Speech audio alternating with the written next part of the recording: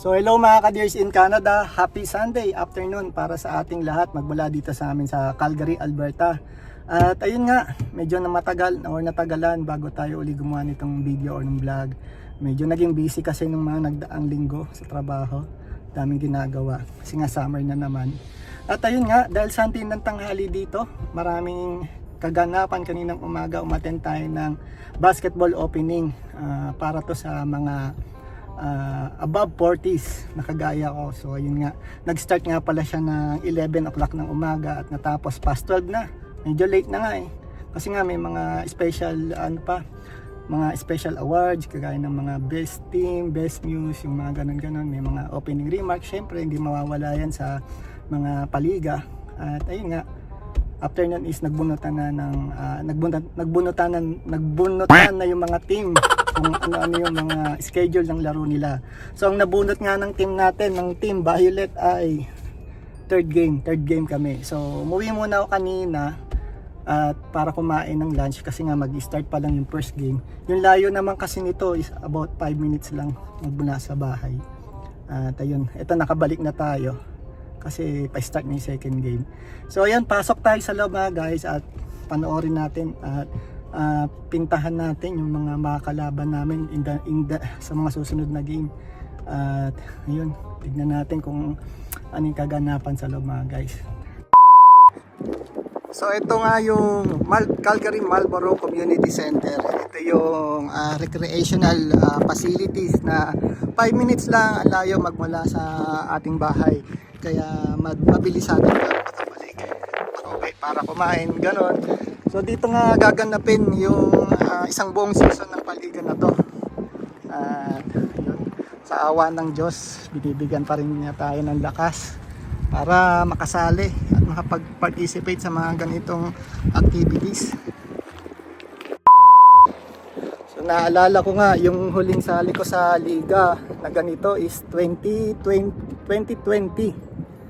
Hindi, 2019 kasi nga na-aksidente ko, napalihan ako ng braso. Sa liga din to, ito yung huling liga na nasalihan ko dito sa Calgary.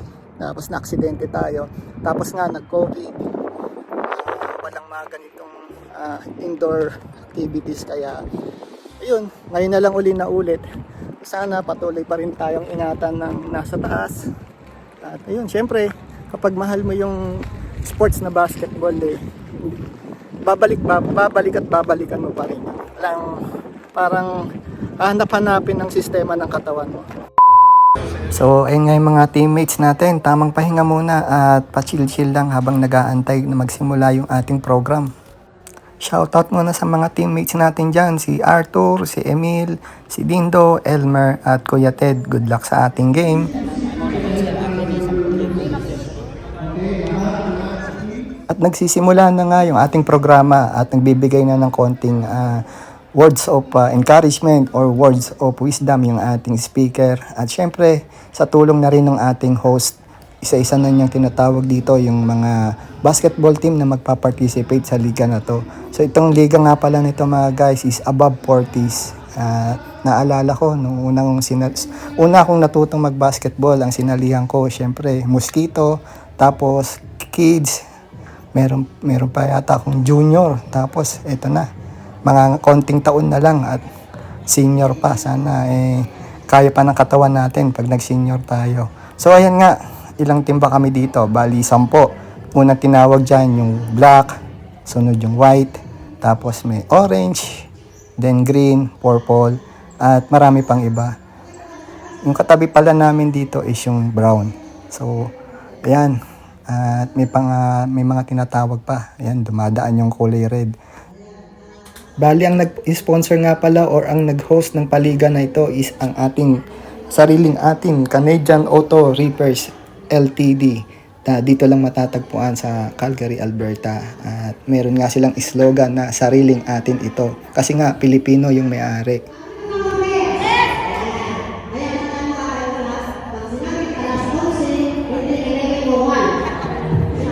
Tuwing summer nga dito sa amin sa Calgary, Alberta, ito yung halos inaabangan ng mga Pilipino dito or ng mga kabayan natin. Kasi nga syempre, kaliwat kanan ang paliga ng basketball dito or hindi lang naman basketball, may mga kanya-kanya din mga outdoor sports ang kinahihiligan ng mga kababayan natin dito. At ito nga, syempre, isa ito sa mga pinakakaabangan dito ng mga, especially mga lalaki. Ayan, marami ka nga rito mamimit ng mga kapwa natin Pilipino.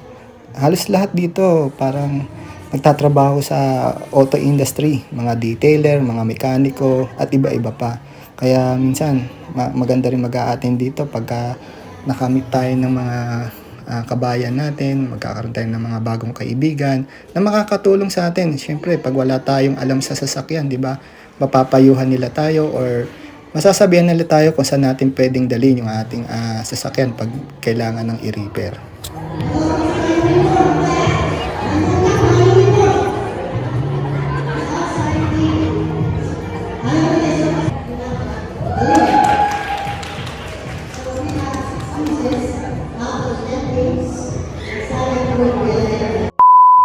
So ayan nga mga guys, at yung host natin ay isa-isa nang tinatawag yung mga muse ng bawat basketball team.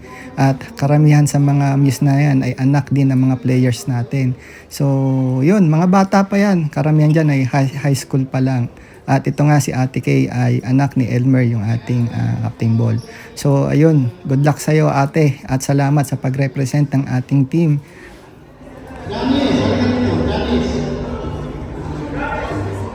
So ito na nga ang second game, third quarter na inabutan ko, yellow versus red.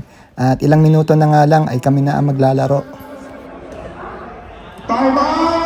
So habang nag-aantay nga tayong matapos ang laban ng red versus yellow, nag-outfit check muna tayo ng mga sapatos. Ito Kobe, pero hindi ko alam kung anong model.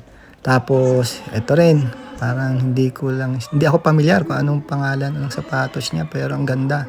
Pero syempre si Ref hindi magpapatalo yan. Gusto ko yung colorways ng sapatos ni Ref. Ang ganda. At ito nga yung gamit natin ngayon is yung PG5 Team USA.